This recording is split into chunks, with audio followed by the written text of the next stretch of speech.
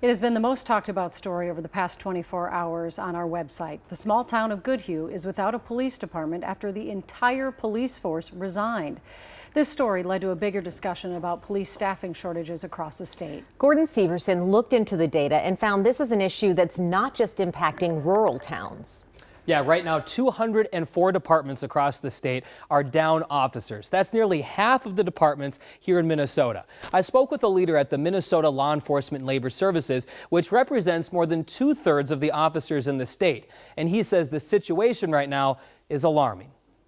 Everyone's looking for candidates right now. Jim Mortensen says the law enforcement profession has a supply and demand problem these days. There aren't enough officers to go around, so officers are applying with departments that offer the biggest paycheck. The days of, officers being loyal and dedicated to just a certain department for their whole career, that's kind of gone to the wayside.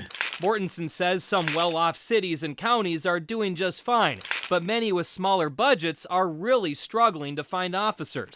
He says over the last 2 years, 4 Minnesota police departments have closed their doors. Wheaton PD, which had 3 officers, closed earlier this year. And last year, departments closed in Spring Grove, Morris, and Ortonville, which are now covered by nearby county sheriff's departments. We've also seen a significant decrease in kids coming out of college or kids coming out of high school and then wanting to go into law enforcement as their career profession. Mortensen says an internal study shows enrollment in law enforcement programs dropped 28% from 2014 to 2021.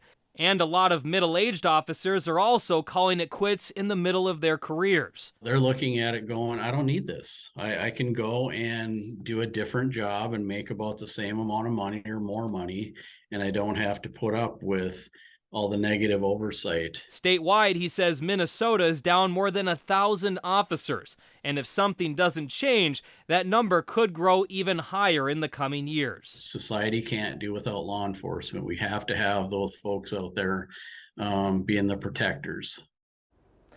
Now, there is definitely a pay gap between these departments. Looking through the job postings online, some departments are offering nearly twice as much money for the same job. And experts say in many cases, these small communities can't really do much about it. Their budgets are tight, so they can only watch as these officers leave for better paying jobs. That's a tough situation. Gordon, thank you.